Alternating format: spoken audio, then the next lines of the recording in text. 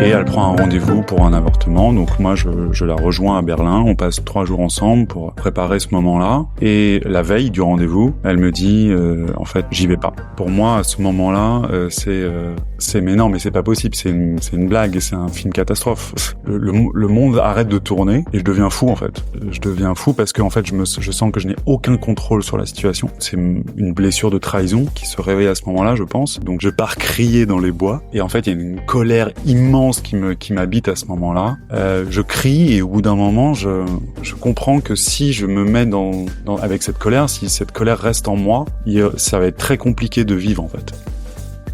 Qu'est-ce qu'être un homme aujourd'hui ? Ces dernières années, la parole des femmes s'est libérée et affirmée, invitant les hommes à réévaluer leur place et leur identité dans un monde où les anciennes normes ne correspondent plus aux réalités actuelles. À présent, l'homme est encouragé à se questionner, à demander soutien, à exprimer sa sensibilité et à trouver un équilibre entre force et vulnérabilité.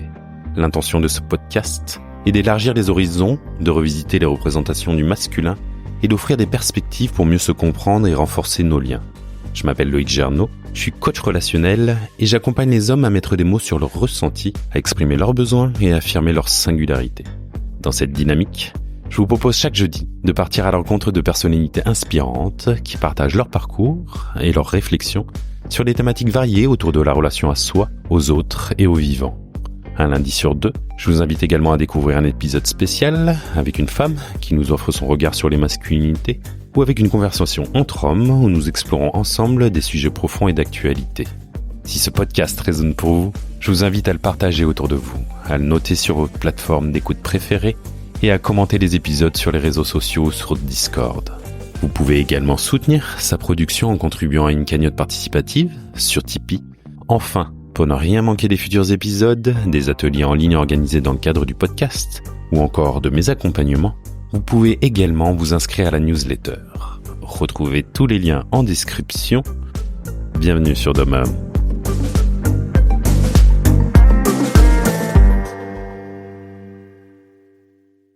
Bienvenue dans cette nouvelle série sobrement intitulée Entre hommes, où je donne la parole à des hommes pour qu'ils partagent leur parcours, leurs défis et leurs questionnements. Ici, c'est un espace d'échange sincère, sans tabou, pour explorer des expériences parfois invisibles, mais pourtant réelles et marquantes. Et pour cette première, nous abordons aujourd'hui un sujet sensible, la paternité non consentie. Comment vivre une telle situation où le rôle de père s'impose sans avoir été choisi ? Bastien et Jean nous partagent en toute vulnérabilité leur cheminement entre bouleversement émotionnel et quête de sens. Et pour être honnête avec vous, je crois que c'est l'épisode qui m'a le plus touché depuis la création de ce podcast. Alors je vous invite à découvrir ces témoignages forts qui permettent de mieux comprendre cette réalité souvent ignorée. Bonne écoute.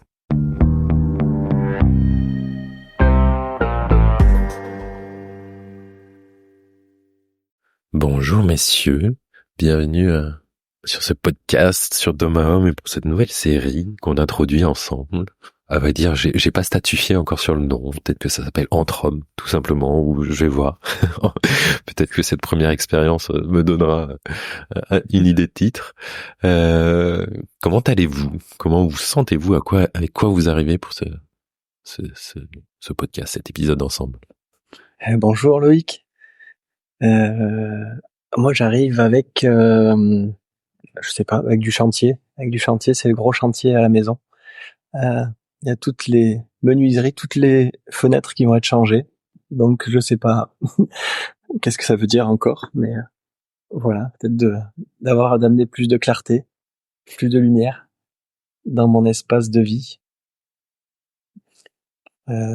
Voilà avec quoi j'arrive et avec la rentrée, bien sûr, où les énergies de la rentrée, c'était pas évident, c'était un peu lourd, un peu comme quand fallait aller à l'école.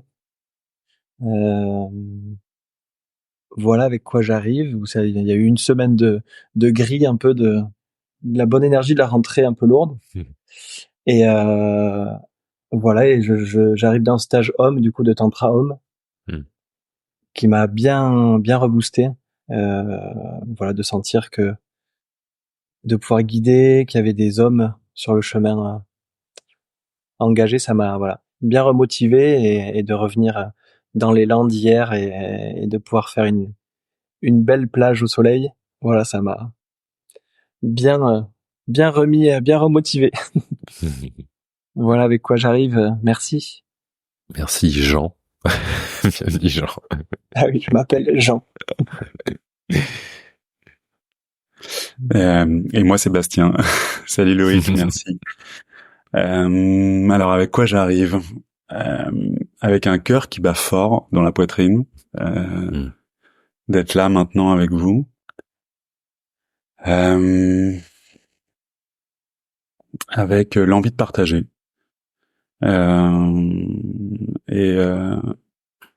de la joie d'être dans cet espace que tu nous offres pour partager, pour parler en tout cas de quelque chose de profond pour moi, donc j'aime ça, et en même temps ça crée de la vulnérabilité chez moi. Mais il y a de la gratitude et il y a de la joie d'être dans cet espace.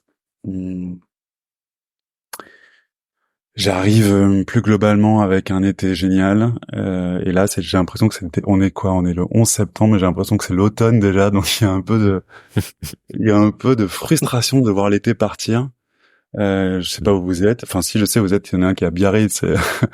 Moi, je suis dans le nord de la France. Enfin, je suis vers Paris et ça, il fait froid, quoi. Donc, voilà, il y a un peu de tristesse de voir l'été partir. Et ouais, il y a de la douceur d'être avec vous là maintenant pour partager. Donc, voilà avec quoi je suis maintenant tout de suite. Merci Jean, merci Bastien. Moi, comment je suis? Oui, moi aussi, je suis un peu frustré que l'automne soit déjà là. Et je suis à Bayonne, je suis pas à Biarritz, attention, parce qu'il y a une petite guéguerre entre les Bayonnais et les Pierrots. Moi, je me sens léger dans un nouveau départ avec cette rentrée et des nouveaux projets, beaucoup d'excitation et d'enthousiasme, même si je nie pas qu'il y a une petite tristesse dans un coin suite à une histoire qui peut-être viendra de temps en temps toquer la porte quand il y aura des coups de moins bien. Mais pour le reste, voilà. Et l'idée de ce podcast aussi me met en joie d'offrir un espace tel et de venir questionner des thématiques qui sont peut-être pas beaucoup abordées. En tout cas, Bastien, quand t'es venu vers moi avec cette thématique, elle m'a rapidement interpellé. Je me suis dit ouais, il y a quelque chose à faire de ce côté-là. Donc aujourd'hui, on est là pour parler de paternité non désirée, de ces événements de vie peut-être pas forcément voulus, en tout cas pas voulus. On va y venir, et qui chamboule une vie, chamboule des relations, et on va partir de. Moi, j'avoue, j'étais, je pense, pas loin d'avoir cette situation. Au final, ça n'a pas été le cas pour moi, mais ça me touche de pouvoir offrir un espace pour en parler.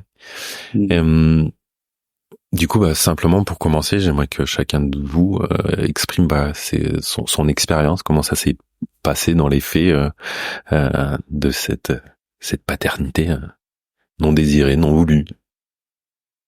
Je vais commencer prendre la parole. Donc déjà pour me présenter rapidement, moi j'ai 41 ans. Je suis papa d'une fille qui a 12 ans. Donc j'ai été papa la première fois quand j'avais 29 ans. Et puis depuis le 4 mai dernier, je suis de nouveau papa. Et alors comment ça s'est passé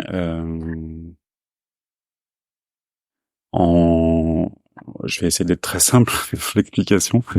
J'ai rencontré une fille lors d'un voyage que je faisais au Portugal, avec qui j'ai eu une histoire quand j'étais sur place. On a connecté physiquement. On a eu une belle connexion, et puis moi je suis rentré en France et on est resté en contact. J'étais dans une situation où moi j'avais pas le désir de me mettre dans une relation, dans une histoire. J'avais pas non plus le désir d'avoir un enfant. J'étais dans une période pas forcément très joyeuse de ma vie, à intégrer une rupture très difficile.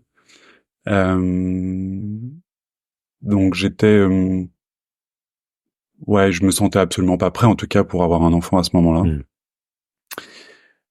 Puis c'était tout simplement pas mon désir, en fait. Et puis avec cette femme, on a continué d'échanger et je lui ai proposé de venir à Paris, passer une semaine pour apprendre à se connaître, pour passer du bon temps, pour être présents tous les deux. Voilà. Et c'est à ce moment-là qu'on s'est revus, on a refait l'amour à Paris. Et puis quelques semaines plus tard, en fait, on apprend ensemble, parce qu'on était ensemble à ce moment-là, qu'elle était tombée enceinte. Et je tiens à dire à ce moment-là de la conversation quand on a fait l'amour, on s'est pas protégé. La deuxième fois, quand elle est venue à Paris, on s'est pas protégé.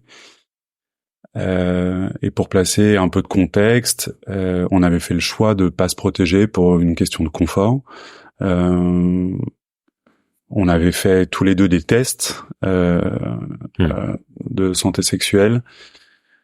Je sens que j'ai la voix qui vibre un peu en parlant.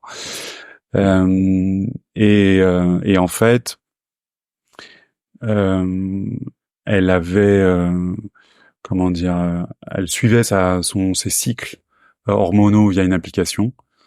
Et avant qu'on fasse l'amour, on avait checké et elle me dit il y a pas de risque pour que je tombe enceinte, je peux pas être fertile dans ces jours-là. Donc voilà comment ça s'est passé en fait. Moi, c'était l'information que j'avais à ce moment-là. Et pour être totalement honnête, j'avais aussi une autre information qui était qu'elle avait un cycle déréglé depuis quelques mois, où elle faisait des cycles à 40 et 50 jours. Donc j'avais quand même cette information. Mais au moment où on a fait l'amour, on a checké ensemble, je lui ai dit mais t'en es où vraiment? Et elle me dit c'est bon, c'est ok, il y a pas de problème. Donc voilà un peu pour placer le contexte de cette grossesse en fait, de cette fécondation pour parler très clairement. Et concrètement, tu l'as appris comment et quelle a été ta première réaction? Quelques semaines après, donc qu'elle soit passée à Paris, je suis retourné la voir au Portugal, là où elle habitait. Et puis quand je suis arrivé, elle me dit tout de suite, mais tu trouves pas que j'ai changé, tu trouves pas que j'ai pris des seins, donc il y a eu il y avait une inquiétude de son côté.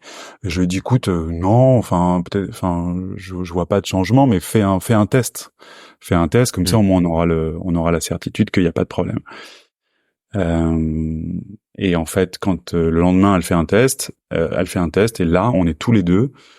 Je fais un test le matin, et on est tous les deux. Elle apprend. On apprend tous les deux en fait que le test est positif. On en refait un deuxième dans la suite. Donc voilà, ça tombe comme ça l'information. Pour répondre à ta question. Ta réaction, comment tu l'as accueillie vraiment dans l'instant en fait quand t'as su, c'est tiens vraiment là le deuxième test il dit ok quoi. C'est bon. Bah d'abord c'est une grande surprise. À ce moment-là, c'est une grande surprise. Quand le test est positif, c'est ah bah merde.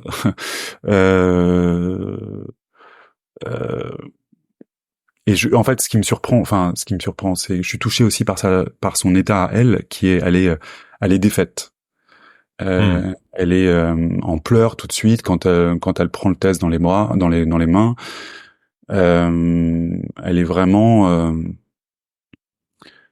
elle est sans dessus dessous et donc moi j'ai l'information à prendre moi de mon côté déjà et j'ai aussi elle à côté qui est complètement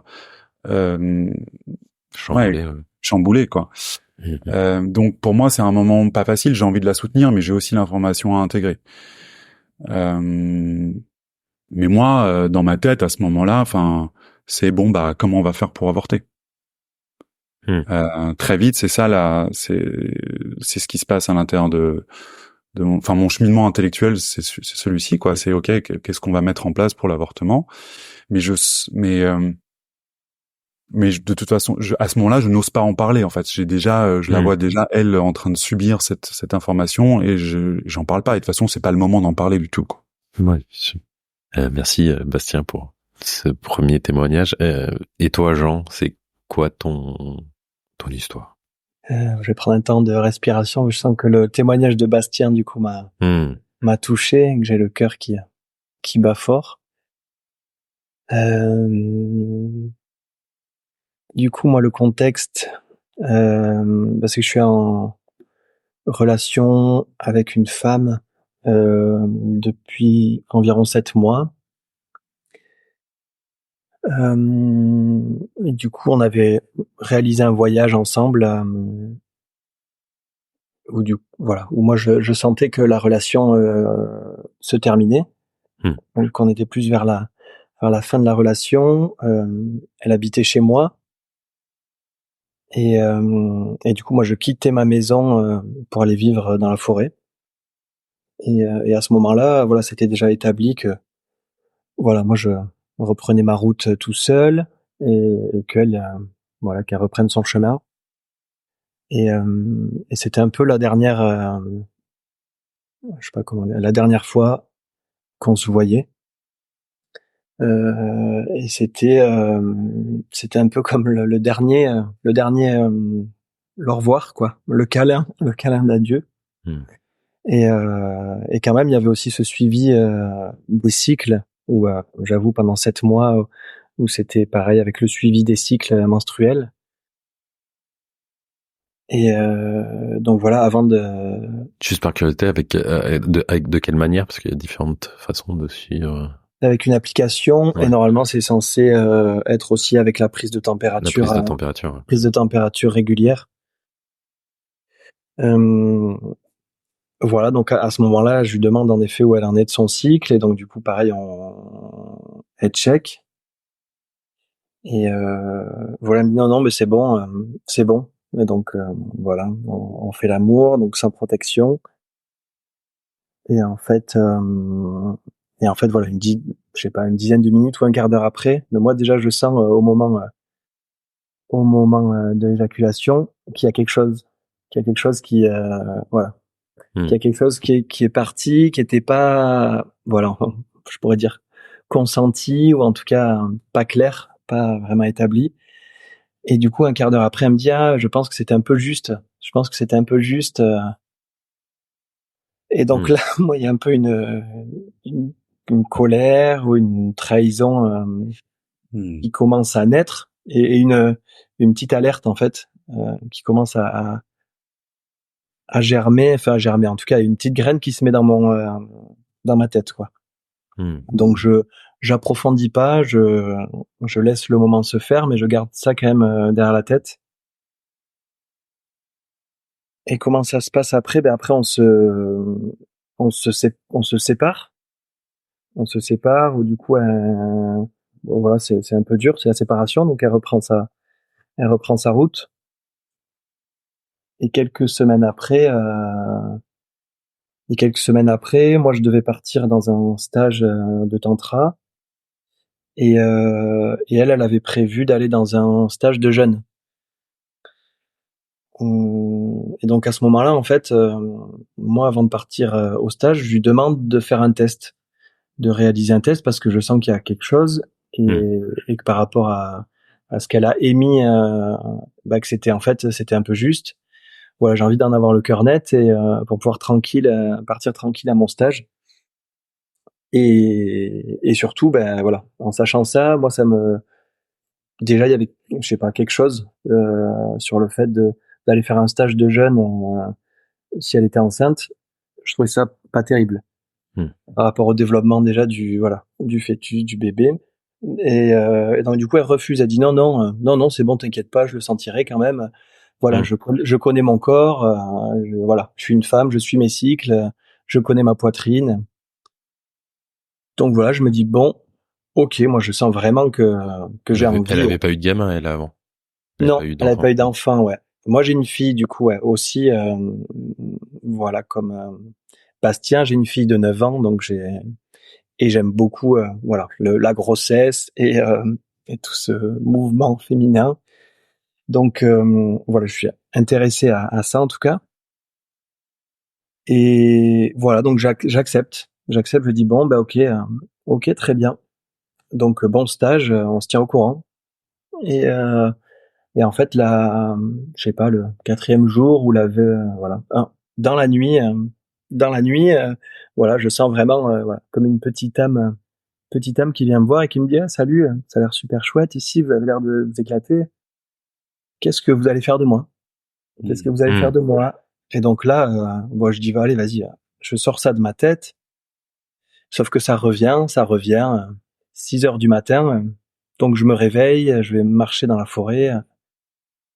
Et là, je lui fais un message. Je lui fais un message. Et du coup, bah, ça tarde pas 10 minutes, 5 minutes après ou 10 minutes après, elle me répond en me disant, bah, c'est dingue, on peut rien te cacher, rien te cacher. Je viens de faire un test, il est positif. Donc voilà, moi je suis en plein déjà processus de séparation dans un stage.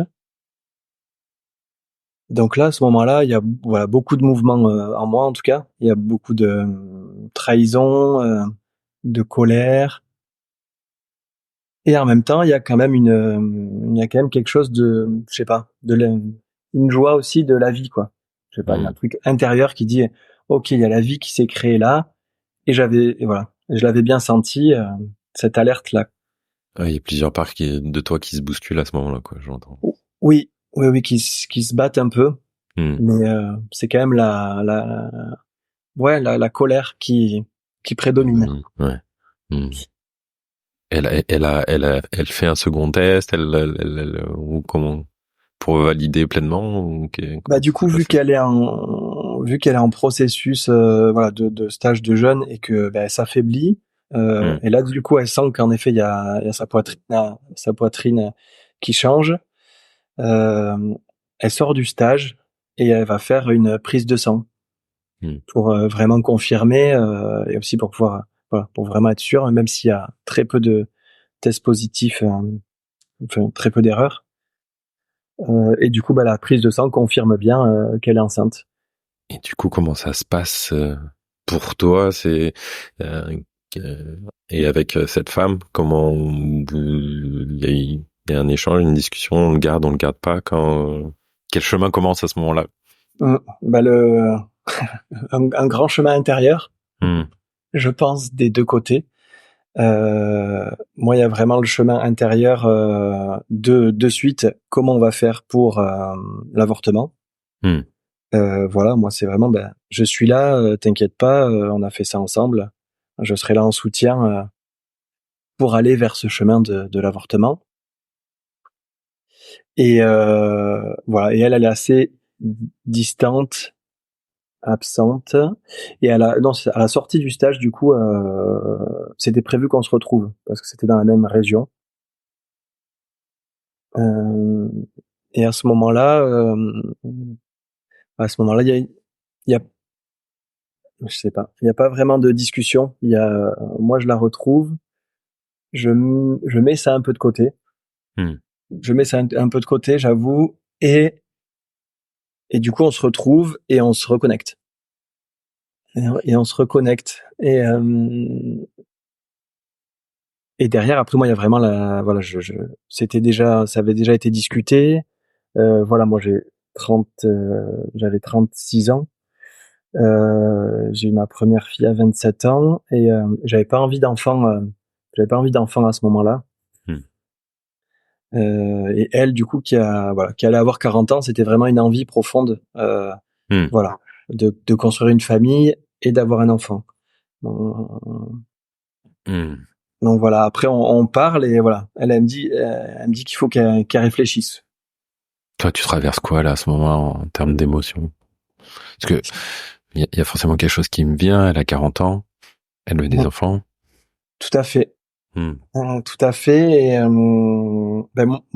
voilà, j'avoue que dans la relation, en fait, elle était dans un processus, elle, depuis 3 ou 4 ans pour accepter le fait qu'un Hmm. jour, elle aurait pas d'enfant peut-être. Hmm. Et quand on s'est rencontrés dans un voyage du coup au désert, moi, ça a été en fait quelque chose que j'ai eu du mal à accepter, le fait que voilà, qu'elle accepte de ne plus avoir d'enfant, sachant qu'elle avait 39 ans, qu'elle était en bonne santé. Donc, du coup, c'est quelque chose que j'ai mis de suite en lumière, en fait, bien sûr que tu peux encore avoir des enfants. Donc, il y a beaucoup ça qui s'est joué dans la relation de Hmm. moi et en fait, et en plus, elle a rencontré ma fille. Il y a des moments où ça a été des moments familiaux, joyeux. Donc, je sais pas comment dire. Le contexte, en tout cas, il y avait tout pour montrer que c'était possible et que possiblement, c'était moi le père, en tout cas. Hmm. C'était moi le Hmm. père idéal. Euh, donc voilà, il y a beaucoup ça, je vois, qui s'est joué dans la relation et ça a été jusqu'au bout du processus, je pourrais Hmm. dire. Hmm. Hmm. Et toi, Bastien, comment ce chemin, du coup, il commence derrière, parce que, et à ce moment-là, quelle discussion t'as avec cette femme? Hmm. Euh, il se passe une phase effectivement, de discussion qui va durer peut-être 2 semaines sur, en gros, qu'est-ce qu'elle veut faire? Parce que pour moi, c'est très clair. Hmm. Qu'est-ce qu'elle veut faire? Et elle ne sait pas répondre à cette question. C'est c'est euh, c'est compliqué pour elle de prendre une décision et il y a aucune des deux décisions qui lui convient en fait. Hmm. Euh, mais il se trouve qu'à un moment donné, on arrive tous les deux à se dire ok, on avorte. Euh, et euh, et je lui dis ok super, enfin je suis avec toi, je te soutiens. Donc en fait, elle fait le choix, elle est allemande, elle fait le choix de quitter le Portugal pour revenir à Berlin, près de sa famille en fait. Hmm. Et elle prend un rendez-vous pour un avortement. Donc moi, je la rejoins à Berlin. On passe 3 jours ensemble pour préparer ce moment-là. Euh, et la veille du rendez-vous, elle me dit en fait, j'y vais pas. Euh, j'ai pas envie d'y aller. Donc là, en fait, si tu veux, si pour moi à ce moment-là, c'est mais non, mais c'est pas possible, c'est une blague, c'est un mauvais scénario, c'est un film catastrophe. Il y Hmm. a vraiment quelque chose de le monde arrête de tourner euh, et, euh, et et je deviens fou en fait. Je deviens fou parce que en fait je sens que je n'ai aucun contrôle sur la situation. Hmm.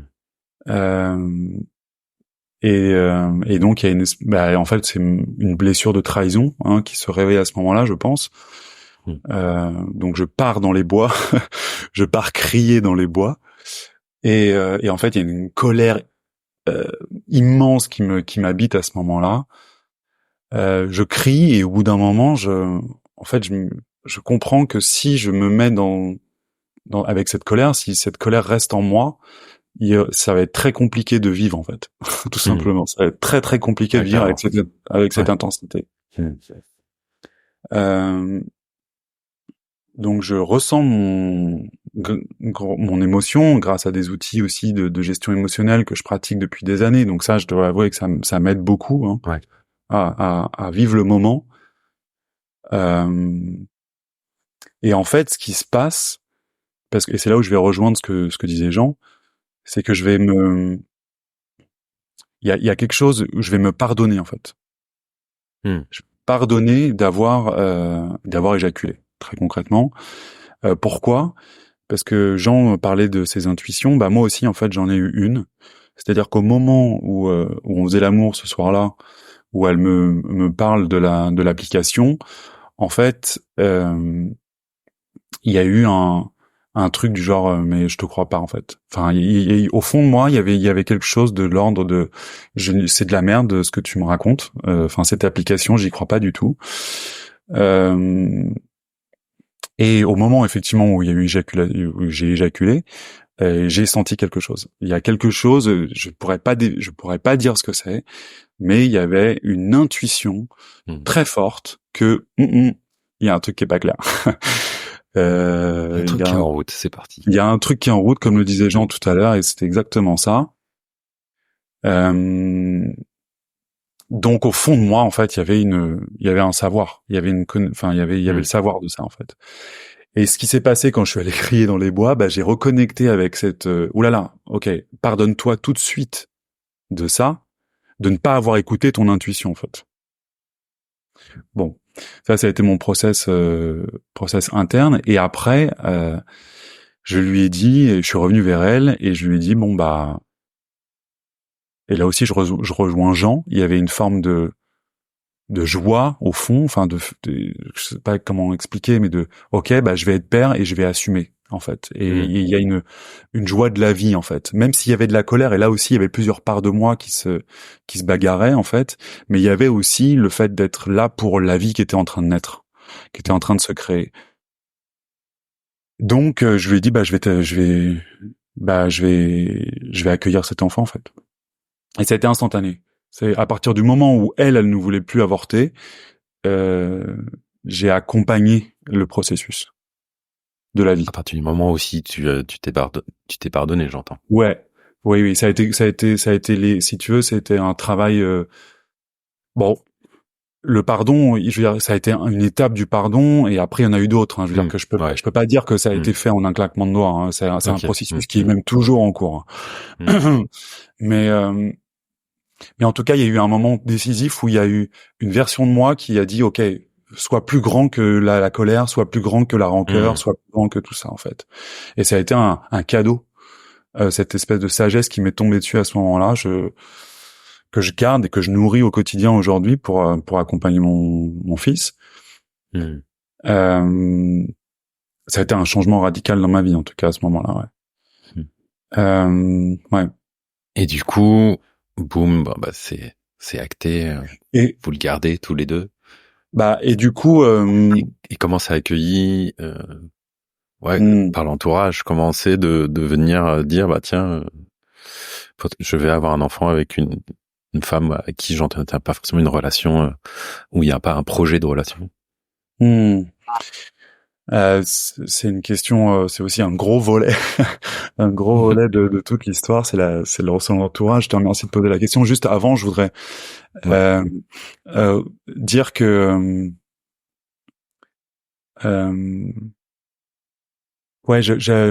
comme Jean en fait, je reconnecte avec cette femme en fait. Il y a au moment où en fait il y a eu décision de soutenir la grossesse, on reconnecte et finalement on passe quelques semaines à moi il y a pas le désir d'être en couple, mais il y a un désir d'être physiquement présent. Vivre la grossesse et toucher le ventre, etc. Il y a le désir d'être là en soutien pour la femme enceinte,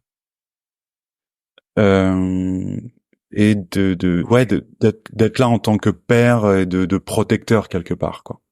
Ça a été assez présent dans les semaines, dans les mois en fait de la grossesse, avec aussi chez moi du trouble. Il y a eu un moment donné, je me suis dit, ok, mais c'est peut-être avec elle qu'il faut que je refasse ma vie. C'est peut-être, c'est peut-être le signal qu'il faut que je me remette en couple. C'est peut-être, il y a eu beaucoup de choses qui se sont interférées sur mon chemin, en fait. Il y a eu un moment de trouble total. Je savais plus ce qu'il fallait faire et si je devais être en couple, si je devais pas être en couple. Enfin, voilà. Il y a eu quand même une période de trouble, pendant le début de la grossesse. À ce moment-là? Oui, je me suis fait aider. Je me suis fait aider en parlant avec différents amis et notamment au contact avec Jean, avec qui on a eu un appel, et Jean m'a soutenu parce qu'il avait déjà expérimenté quelque part cette partie-là, et Et je tiens à te le dire, Jean, maintenant, je te le dis en live, ce que tu m'as dit m'a énormément aidé. Euh, quand quand tu m'as dit que il fallait que j'assume le fait, enfin, euh, je en gros, c'était ma décision et que je devais plus être dans le jeu de la culpabilité. Il y avait quelque chose, je me sentais coupable de pas être le bon père, de pas être le bon partenaire, de pas être présent, etc. Et en fait, à un moment donné, j'ai reconnecté avec le fait que c'était le choix de cette femme d'avoir cet enfant, que ça avait jamais été mon choix à moi, et que ça allait être comme ça. Voilà. Et que avec ce postulat-là, je pourrais donner le meilleur à mon enfant, mais que mon choix ça n'avait pas été d'avoir un enfant. Ça avait été de soutenir cette femme dans la grossesse et d'accueillir cet enfant, mais ça n'a pas été mon choix de l'avoir en fait. Voilà. Ça m'a vachement aidé donc de parler avec d'autres hommes qui avaient vécu la même expérience,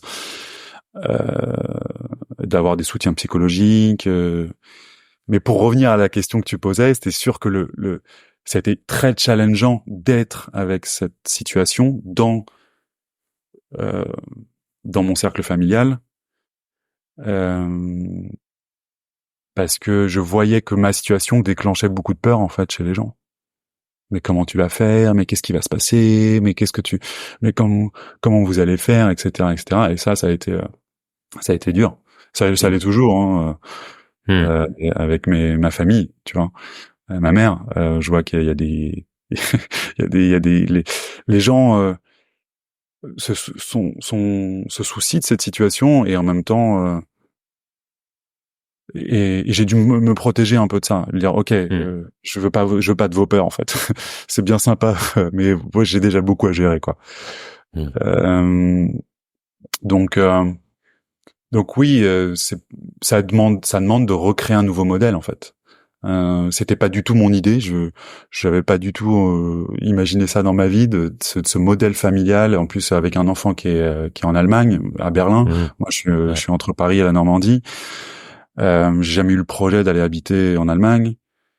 Enfin, ça demande de reconstruire énormément de choses. Donc, c'est tempête sous le cône, quoi. Ouais, exactement. Donc ça, voilà, je pourrais en parler davantage plus tard si on continue sur ce sujet, mais ouais. Et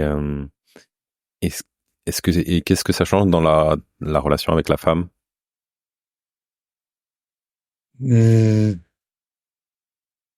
me suis longtemps senti redevable de son bien-être. Et aujourd'hui, j'apprends à mettre mes limites, à dire que je viendrai voir mon fils quand j'en aurai l'envie et que je veux pas que ça se fasse ça part d'un endroit où je me sens forcé de le faire. Parce que pendant longtemps, pendant la grossesse surtout, je me sentais obligé j'avais vraiment obligé de faire quelque chose. Et en fait, j'ai envie de le faire avec la joie et l'amour et le sentiment d'être pleinement aligné avec ma position. Donc c'est un super renseignement, ça m'oblige à me positionner en fait. Par rapport à cette femme que j'ai dans mon cœur, que j'estime énormément et avec qui je fais tout pour qu'on ait une relation apaisée et de coparents en intelligence. Et là, elle arrive en France dans 10 jours. J'en suis hyper reconnaissant qu'elle vienne et on va passer 15 jours ensemble. Donc ça offre plein de choses.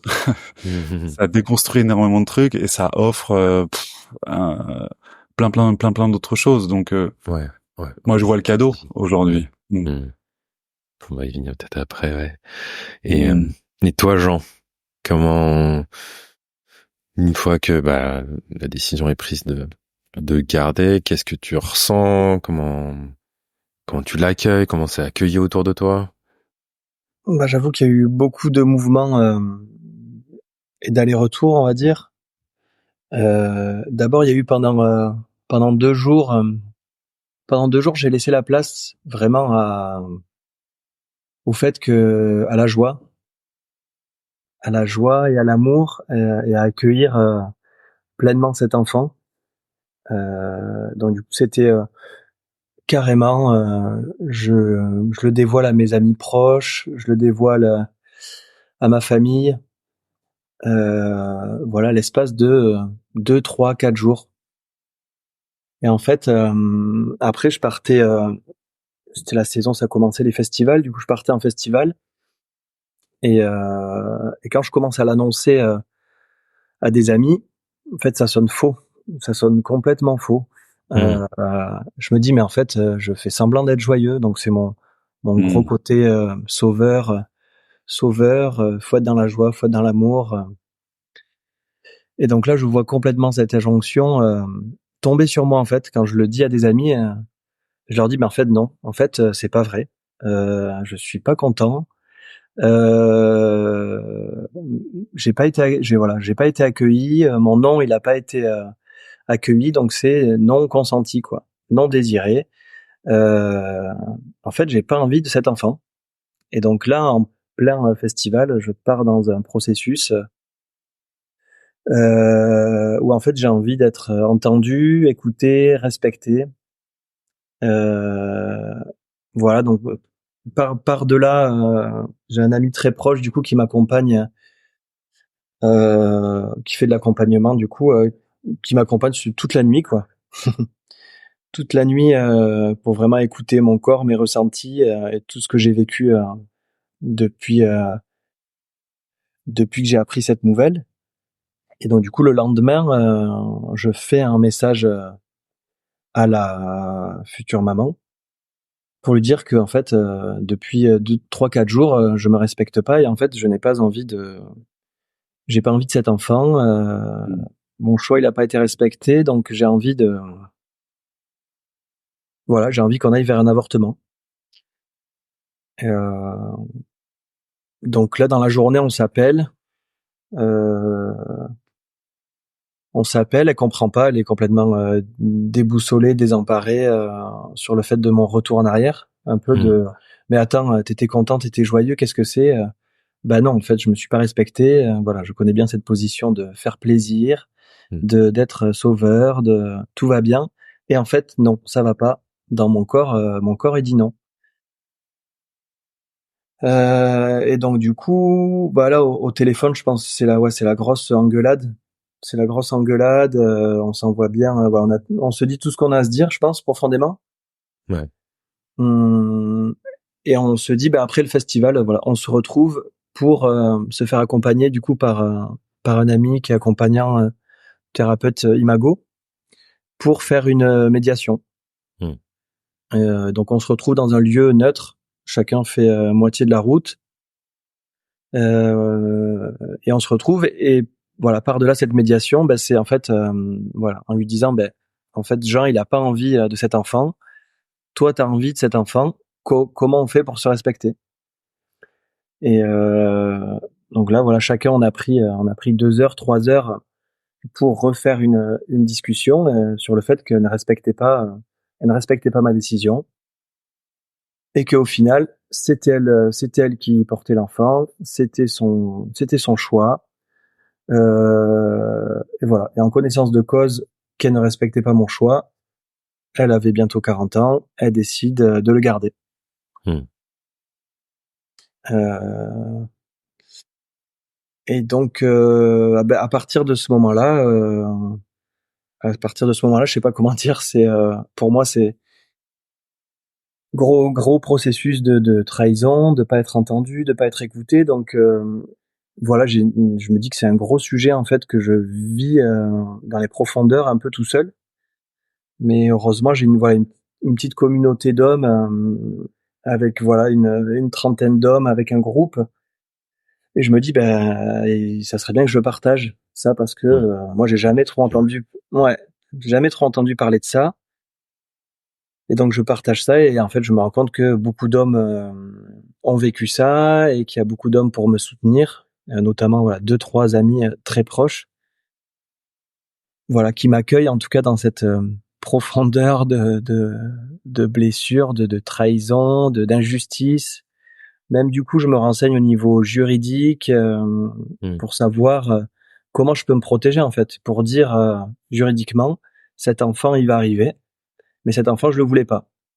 Donc est-ce qu'il y a un entre-deux euh, voilà, est-ce qu'il y a un entre-deux en tout cas au niveau juridique? Et petit à petit en fait ce processus ça m'a amené vers le pardon en effet comme parlait Baptiste, Bastien. vers le Bastien pardon vers le pardon et vers l'acceptation. Du coup, je me remets un peu dans mes dans mes livres d'Edgar Tolle et des blessures, où ça m'amène à me connecter à l'amour, à la joie. Voilà, bon, c'est vraiment les montagnes russes, hein. On va dire que c'est 3 jours comme ci, 3 jours comme ça. Et c'est intense. ouais, très intense. Et la communication à ce moment-là, c'est vraiment très très peu ou c'est un peu la guerre, quoi. C'est un peu la guerre entre les deux. Parce qu'elle a fait son processus aussi du coup de son côté. Voilà, je ne respecte pas, mais aussi je fais le choix de ne pas avoir de papa, de pas construire une famille. Mm. Donc c'est voilà vraiment compliqué en tout cas à ce moment-là. Voilà, bon, on peut dire que je plonge dans les abîmes pour retrouver la lumière et donc j'essaye de me lancer dans une lutte en tout cas bon ben puisque c'est ça, j'accepte et j'aimerais bien vivre l'accouchement vu que je suis connecté beaucoup, j'aime bien la grossesse, j'aimerais bien être là à l'accouchement, j'ai envie d'avoir des droits aussi, voilà, puisque tu le gardes, j'ai envie d'être voilà, de voir mon fils et d'être là. Et donc là ça voilà, il y a beaucoup de luttes dans mais de l'acceptation aussi dans oui, tu prendras la place que tu as envie. Mais en fait, voilà, dès que je tente quelque chose, dès que j'ai une demande, c'est pas du tout, c'est pas du tout, je suis pas du tout accueilli dans la place Ouais. que j'ai envie. Donc c'est, tu peux faire ça, mais dès que tu le fais, en fait, non, j'ai pas envie. Donc c'est complètement une prise de pouvoir. Et donc à un moment, je sais plus par quelle porte passer. Et donc je me dis, bah voilà, j'accepte, j'accepte tout ce qui se passe. Et bon voilà, je sais pas, en tout cas ça en arrive jusqu'au prénom en tout cas, jusqu'au prénom où mon voilà, où c'est pas moi qui choisis puisque je n'ai pas voulu cet enfant. Et donc moi du coup en expliquant, mais oui, j'ai fait tout ce processus, j'ai fait ce travail, et en fait je le reconnais, je l'accepte et j'ai envie d'aimer cet enfant, mais c'est vraiment bloqué sur cette trahison de j'ai fait marche arrière et cet enfant, voilà, pour elle dans sa tête c'est il ne le veut pas. Donc voilà, donc même le prénom, t'as aucun mot à dire. C'est moi qui choisirai le prénom. Le prénom que tu choisis me plaît pas, donc c'est moi qui choisirai. Euh, Et qu'est-ce qui t'aide à aller vers cette acceptation, du coup? Bah vraiment en fait le fait que beaucoup le soutien, beaucoup le soutien des hommes et des femmes dans la situation que je vis. Je vois que ça fait beaucoup bouger aussi la communauté des femmes dans ah ouais, c'est quand même fort la non-acceptation et en même temps voilà, de connecter à la féminité, de c'est aussi son droit, c'est son corps. Donc voilà, c'est vraiment le soutien. Le soutien et en fait beaucoup la connexion avec cet enfant. Beaucoup la connexion avec cet enfant que j'ai senti, l'intuition du départ. Voilà, je pourrais pas non plus trop expliquer, mais en tout cas que c'est un enfant qui a envie de vivre. C'est une âme humaine qui a envie de s'incarner et peut-être qui a envie de faire des choses et qui a envie d'amener de l'amour. En tout cas, je sais que c'est un enfant d'amour. Et donc il y a beaucoup ça qui me traverse. Et ton entourage, comment il accueille ça? Comment tu l'annonces? Comment c'est pris? Bah c'est de la même manière un peu comme partageait Bastien, c'est vraiment l'inquiétude. L'inquiétude de comment je vais vivre ça. émotionnellement, comment ça peut se passer. Voilà, au niveau des déplacements, on n'est pas du tout dans la même région. Voilà, quelle place je vais avoir. Voilà, donc c'est accueilli. Je suis complètement accueilli en fait. Je suis complètement accueilli. Voilà. Et du coup aussi dans les inquiétudes et ça vient me poser aussi des questions. Voilà que que des fois j'avais pas, mais qui me remettent aussi dans un pragmatisme. Des fois, je peux avoir besoin de revenir sur terre justement et pour dire ah ouais, mais réellement là en fait le bébé il va arriver. Donc comment je visualise, comment je vois tout ça et comment je prends soin là-dedans de moi avant tout et d'englober voilà et la maman aussi quoi. Donc je suis accueilli en tout cas. Et vous en êtes où aujourd'hui avec cette posture, j'ai envie de dire. C'est quoi les actions, les réflexions qui continuent même peut-être de vous aider à traverser ou en tout cas à vivre cette situation? Je veux bien prendre la suite tant que je suis lancé. Où on en est aujourd'hui, je dirais qu'on a trouvé une certaine forme d'apaisement. Après, du coup, pour ma part, voilà, je précise que je suis en relation moi avec une autre femme, que j'ai refait ma vie et que on se côtoie vraiment en tant que voilà paternel, maternel. Voilà, on arrive à avoir. Moi, je vais le voir parce que voilà, j'ai la chance du coup de donner des stages dans la région où elle habite. Donc du coup, voilà, ça me permet d'avoir une régularité où on se voit à peu près tous les mois et demi. Tous les mois et demi, moi, je vais passer 2 jours avec la maman vu que le bébé tète. Donc on a une relation, je vais dire apaisée et cordiale. Voilà pour l'instant, mais je sens qu'il y a des choses qui auraient besoin peut-être encore d'être exprimées, mais on arrive à trouver un certain équilibre et une harmonie pour préserver aussi préserver l'environnement voilà de ce petit garçon. Ouais, il y a encore des émotions qui te traversent. Oui, il y a encore des émotions, même s'il y a encore voilà, il y a vraiment toujours en fait, je pense ce travail d'acceptation, de pardon. Des fois, il peut ressurgir l'émotion de l'injustice quand dans l'organisation ça me convient pas. Bien peur, ouais. S'il y a vraiment eu aussi la posture de en fait j'ai envie de le voir, je me respecte, je viens. Donc il pouvait y avoir aussi le fait ce qui se joue dans la relation de blocage en fait. C'est moi qui décide quand tu viens et qui décide comment tu le vois. Et donc aussi j'ai repris cette assurance et cette position de père de dire moi je peux le voir là, je viens le voir.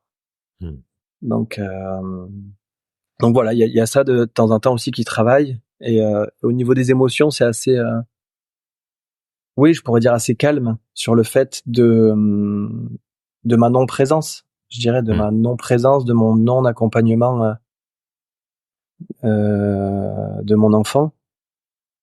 Voilà, c'est assez serein là-dessus, mais il y a quelques incertitudes et quelques doutes sur la suite parce que du coup quand l'enfant n'aura plus besoin de l'allaitement et du sein de la maman, j'ai vraiment une place et un rôle que j'ai envie de tenir, de pouvoir avoir mon enfant avec moi et de lui faire découvrir mon univers et de faire découvrir la vie. Donc je pense qu'il va y avoir encore le chemin va continuer dans les émotions et dans les sensations.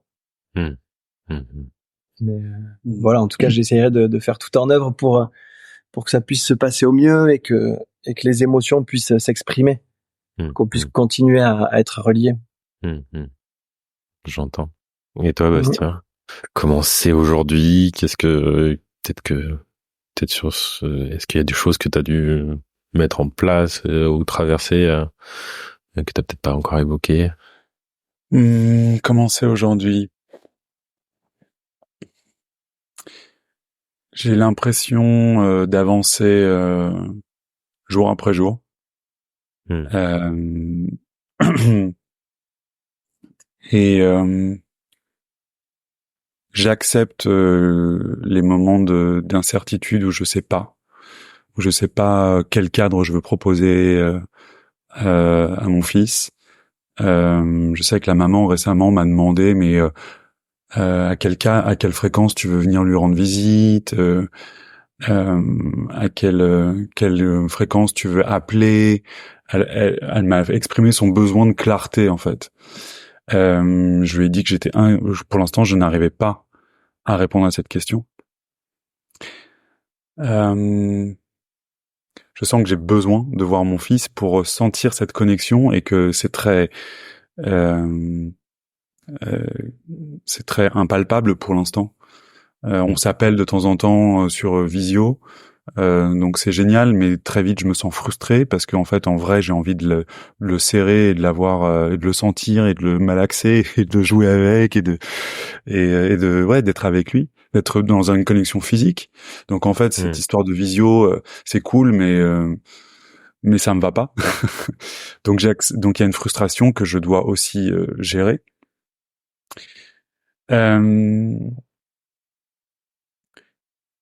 Il y a ce paradoxe en fait que Jean évoquait et tu vois qui est aussi le paradoxe que je sens dans le titre de l'émission là, paternité non désirée, parce que oui effectivement la paternité est non désirée initialement, mais aujourd'hui j'ai quand même envie d'être son père.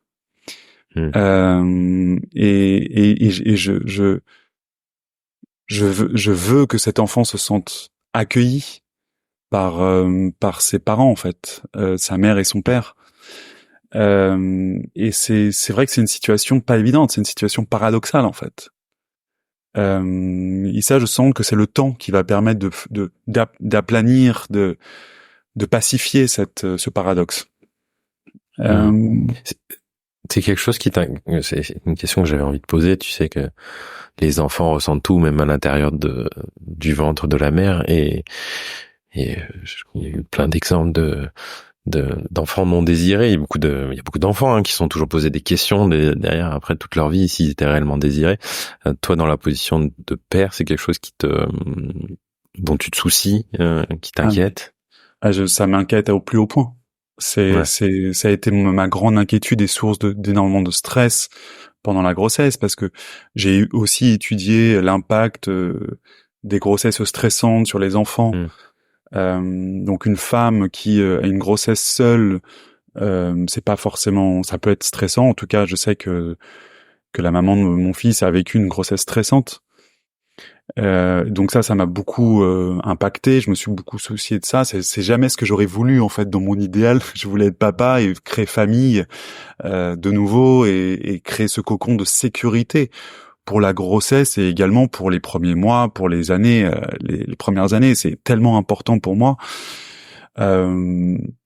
Parce que je viens aussi d'une histoire où je me suis pas forcément senti en sécurité petit dans mon cercle, donc j'ai connaissance de tout ça en fait. Donc ne pas pouvoir offrir cette sécurité, ça a été très difficile pour moi, pour cet enfant. Donc aujourd'hui, j'essaye de malgré la distance, malgré le fait que je sois pas disponible, j'essaie de lui offrir une présence de qualité. Et je pense que c'est ça dont les enfants ont besoin, c'est une présence de qualité aimante. Et ça peut paraître con, mais voilà, je lui envoie de l'amour en continu tout le temps en fait, dans l'invisible. Et j'ai espoir qu'il le ressent, qu'il le sent. Et je rejoins Jean. Il y a pas de joie en fait. Enfin, il y a une joie. En fait, il y a une joie quand je sens que je le vois en visio. Il y a une joie, mais c'est pas une situation joyeuse. Et effectivement, mon entourage me disait, mais c'est quand même génial. Il y a un bébé qui arrive. C'est une bonne nouvelle, etc. Bah oui et non en fait. Oui et non. Et moi, ma leçon, c'est d'arriver à naviguer avec ce oui et non. et de toujours essayer de donner le meilleur, voilà. Avec ce paradoxe qui est vraiment très profond. Ouais, c'est ça, c'est très très présent chez moi. Ouais. Ouais, j'avais justement envie de vous poser la question, quelles leçons vous avez appris avec cette situation, cette histoire, quelle part de vous avez connue, reconnue, ouais. Qu'est-ce que vous retirez en tout cas là aujourd'hui, où vous en êtes, en tout cas maintenant, qu'est-ce que vous avez appris? Moi, j'ai appris plein de trucs. Le premier truc, c'est qu'il faut pas faire confiance aux applications. Ça, c'est le premier enseignement. Donc ça, je le dis à tout le monde et je le répète à tout le monde.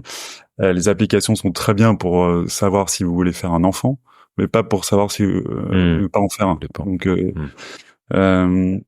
c'est très très important et je suis en train de bouquiner un bouquin qui s'appelle Éjaculer en toute responsabilité, qui démontre en fait la responsabilité des hommes dans cette histoire. Et j'invite tous les hommes à lire ce bouquin. Et sinon le grand enseignement que j'ai, c'est que en fait quand la vie veut s'exprimer, elle s'exprime. Et qu'il faut être au rendez-vous. Ouais, ça me met dans une position d'accueil et d'acceptation de ce qui est. Et pour ça me fait gagner 15 ans de psychothérapie, je veux le dire. J'ai l'impression de faire un bond en ouverture de cœur, en amour en fait, que peut-être qu'il me fallait tout simplement parce que j'apprends à aimer les situations pas agréables, j'apprends à aimer le fait de pas avoir de contrôle, et puis j'apprends aussi à poser mes limites et à dire ce qui est pas ok. Pour moi, il y a beaucoup d'enseignements là-dedans. Je pourrais en parler beaucoup plus longtemps qu'un podcast d'1 heure, je dois avouer. Mais voilà, brièvement, c'est ça qui est présent, et l'envie de donner de l'amour en fait à cet enfant qui a rien demandé, et de jouer avec lui et du mieux que je peux de l'accompagner dans cette vie. Ouais, voilà. Ça me fait changer. J'aimerais rebondir sur ce que tu as dit, parce que c'était aussi quelque chose qui m'était venu comme question. Ouais, la responsabilité. Comment t'as pris ta responsabilité dans tout ce qui s'est passé pour toi, et qu'est-ce que ça t'a fait en fait? Qu'est-ce que t'as ressenti? Mais je prends l'entière responsabilité de mon éjaculation en fait. C'est ça. C'est ça, et je pense que quand on fait un enfant, c'est une co-responsabilité, mais moi je prends l'entière responsabilité de ma part, et je la fais, et je la prends avec le contexte qui est le mien, mon contexte de vie. Donc ouais, pour moi il a jamais été question de partir en courant en fait, et il a jamais été question de ne pas prendre ma responsabilité d'homme en fait, et en ça me fait grandir vachement. Je passe peut-être d'un enfant d'un statut d'adolescent à un statut d'adulte. Là j'ai 41 ans, mais j'ai l'impression que c'est maintenant que je suis en train de devenir adulte en fait. Donc voilà, il y a des c'est ça, c'est la vie quoi. On a des manquements, il y a des trucs qu'on sait pas, et qu'on apprend, ou qu'on a oublié, qu'on réapprend, et puis là je suis en train de remettre un peu les pièces du puzzle et de prendre la responsabilité de ma vie, de mes actions quoi. Ouais. Je sais pas si ça répond à ta question, Loïc, mais et puis c'est un chemin. Je sais qu'il y a encore plein de trucs qui vont se passer, et que le début de cette histoire, et que voilà, on est parti pour un bon bout de temps, quoi. Donc il y a plein de choses qui vont se mettre en place, et puis je vais continuer d'apprendre, et puis avec le plus de joie possible et d'amour. Voilà. Et toi, Jean, alors, je t'ai pas beaucoup posé la question, ouais, toi, toi, peut-être, dans ton cas, ce non-désir, il me semblait plus fort, en tout cas, que Bastien, où il y avait vraiment quand même, Moi, et comment, toi, tu le prends aujourd'hui dans dans ce rôle de père, de pas peut-être projeter ça, ou en tout cas de vibrer ça? je le prends comme un grand cadeau. Comme un grand cadeau. J'ai beaucoup aimé le témoignage de Bastien. Sur au final, je trouve que ça m'a fait grandir, ça m'a fait énormément grandir. Euh, de tout ce que je pensais être dans l'acceptation et voilà, et tous les enseignements déjà que m'apporte ma fille, tout ce que j'ai appris déjà avec ma fille, voilà, j'ai l'impression que c'est exponentiel en fait, comme l'amour, voilà, que ça se multiplie et donc ouais, déjà la première voilà grande leçon, c'est en effet d'être responsable, vraiment être responsable de son éjaculation et de prendre conscience aussi de la contraception masculine. Qui est un gros sujet aussi de si j'ai envie d'être responsable, ben en fait voilà, j'ai un peu envie de dire contrôle ta bite quoi. Donc du coup il y a ça aussi quand même qui est un gros sujet. Donc vraiment ouais de pouvoir être dans ma vie aujourd'hui beaucoup plus responsable et acteur en fait de ma vie et je pense qu'il y a eu un gros sujet sur l'engagement aussi qui m'emmène à voilà, prendre la responsabilité de mes actes et, euh, et de réfléchir un peu plus où est-ce que j'ai envie de mettre mon engagement, où est-ce que j'ai envie de mettre mon énergie. Euh, ouais, pour moi c'est vraiment voilà ce petit bonhomme. Voilà, c'est pour moi déjà depuis qu'il est depuis la création, c'est déjà un enseignant quoi. C'est déjà un enseignant et je vois qu'à chaque fois que je le vois, à chaque fois qu'en effet que je me connecte à lui. Voilà, c'est déjà ouais, ça m'apporte énormément. Ça m'apporte énormément dans la tolérance, dans l'amour, dans l'acceptation de la situation qui est présente.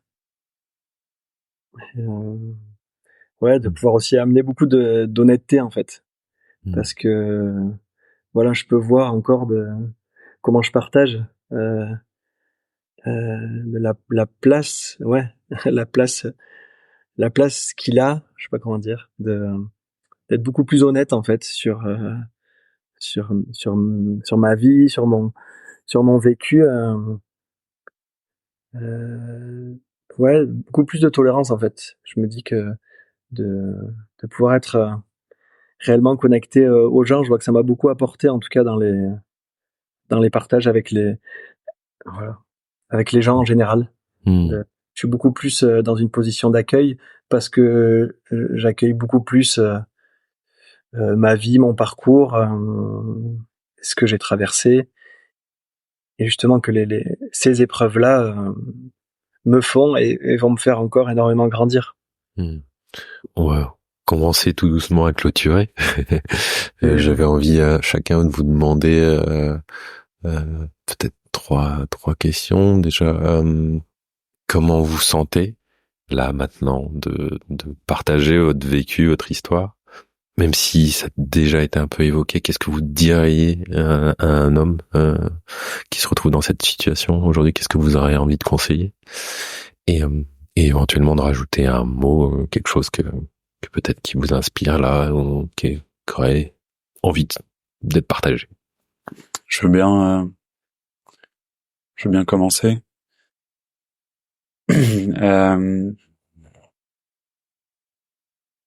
Je me sens chanceux d'avoir un espace de parole où je peux parler de ça en fait. Donc ça me fait du bien, je me sens bien d'avoir partagé cette histoire. Je sens que je la partage, mais que j'ai besoin de la partager encore plus. J'ai vraiment ouais, je me sens un peu seul quand même si je la partage, donc je me sens quand même seul avec ce qui m'arrive. J'ai pas l'impression d'être compris tout le temps, j'ai pas l'impression d'être soutenu. Donc oui, je recherche des espaces où je peux partager en conscience cette histoire. Donc ça rejoint ce que je pourrais conseiller à d'autres hommes à qui ça arrive, c'est d'en parler, parler, se retrouver entre hommes, mais pas que. Moi, ça me fait aussi beaucoup de bien d'en parler avec des femmes. Ouais. Vraiment. C'est hyper riche. Jean le disait, hein, d'avoir l'écoute des femmes sur ce sujet et le retour des femmes dans des espaces d'écoute profonde, d'écoute consciente. Franchement, c'est super beau et je le conseille à tout le monde. En règle générale, les cercles de parole et les cercles d'écoute, je le conseille. Donc je me sens apaisé, je me sens nourri par cet échange. C'était les questions que tu avais posées, je crois, Loïc. Il en restait une peut-être. Est-ce que tu as envie de rajouter quelque chose qui peut-être n'aurait pas été évoqué jusqu'à présent? Ouais, j'invite les hommes à vraiment travailler sur leur sexualité, c'est-à-dire quel est le rapport ils ont à leur éjaculation, et de et de ouais de mettre le plus possible de conscience dans la sexualité et qu'est-ce qu'on veut faire en fait. Est-ce qu'on veut donner la vie? Est-ce qu'on veut se donner du plaisir? Il y a des choses qui sont différentes. Et étudier les la contraception masculine. Moi, je m'y intéresse maintenant. J'allais dire c'est un peu tard, mais non. Enfin voilà, c'est ok, c'est comme ça, c'est la vie. Mais ouais, je pense qu'il y a du boulot à faire là-dessus, parce que je pense que c'est pas aux femmes d'endosser toute cette responsabilité-là.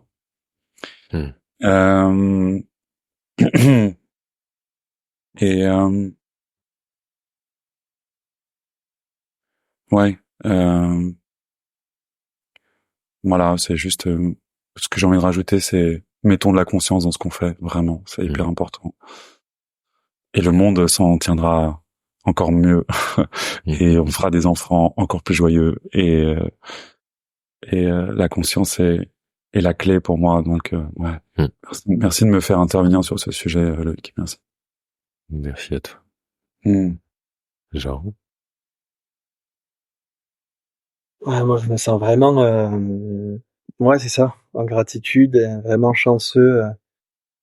J'étais en train de voir, voilà, le premier coup de téléphone que j'ai eu avec Bastien, par l'intermédiaire, du coup, grâce à une amie commune, à une femme que je remercie, qui dit: «Ah ouais, j'ai un ami qui est en train de vivre ça, ça serait bien que tu l'appelles, ça serait bien que vous échangiez ensemble».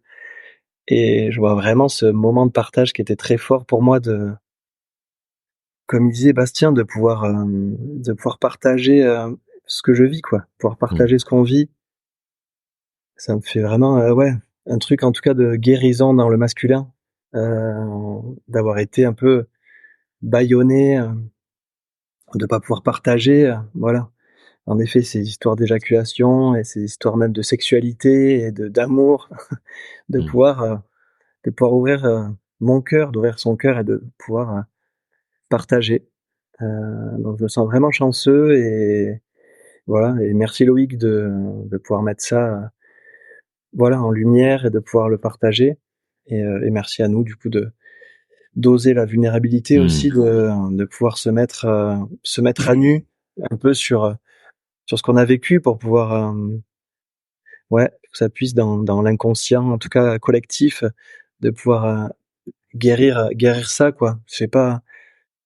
Ouais, voilà, j'ai pas envie qu'il y ait d'autres hommes, qui vivent ça seuls, isolés, démunis, dans cette honte où, voilà, de pouvoir apporter, en tout cas une présence et un soutien, aux hommes qui vivent ça. Donc je trouve ça très beau en fait. J'ai comme une belle image, une belle image de pleine lumière de ce podcast en tout cas et de ce partage dans la vulnérabilité des hommes. Voilà. Enfin, moi je fais des stages pour les hommes et c'est pas évident de trouver des hommes qui font le pas de d'oser la vulnérabilité et de se mettre un peu à nu sur ce qu'ils vivent. Donc ouais, je suis tout joyeux, ça me met la grosse patate. Et le conseil que je pourrais donner à un homme, c'est de vraiment être présent, de vraiment être présent dans tout ce qu'il fait en fait. Mais comme à tout le monde, je conseillerais d'être présent au moment de ce qu'il fait, de ce qu'il vit, de pouvoir être vraiment là. Et, est-ce qu'il est ok, voilà. Est-ce qu'on est ok de faire tout ce qu'on fait, de pouvoir poser de la conscience, de la présence sur ce qu'on a envie d'être dans la vie.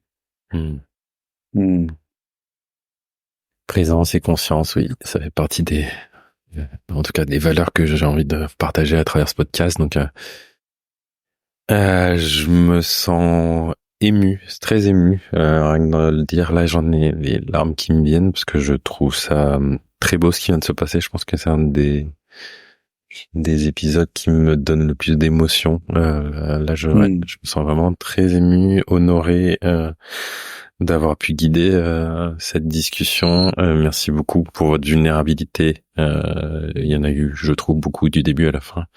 Donc merci pour ça. Ça me touche beaucoup du cœur et j'espère que cet épisode pourra inspirer effectivement, ou en tout cas éclairer et venir mettre de la conscience sur ce qui peut être vécu, traversé dans ce genre de situation. Donc merci beaucoup à vous messieurs pour votre participation et puis j'aurais presque envie de dire vivement qu'on se croise en vrai.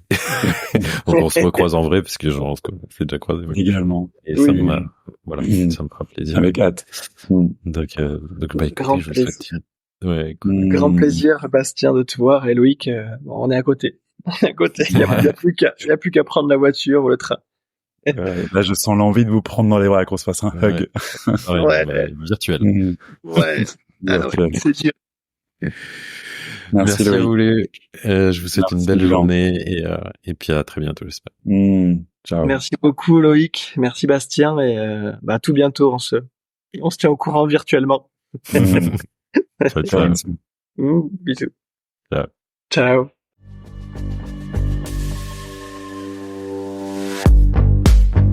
Merci d'avoir écouté cet épisode. Si vous avez aimé, n'hésitez pas à en parler autour de vous, ainsi qu'à le partager sur vos réseaux sociaux. Vous pouvez aussi donner une note sur votre plateforme de podcast préférée. Enfin, si vous avez des suggestions, des remarques ou encore des idées d'invités, n'hésitez pas à m'envoyer un message via le site domahome.fr ou encore sur Instagram, domahome podcast tout attaché. À bientôt pour un nouvel épisode.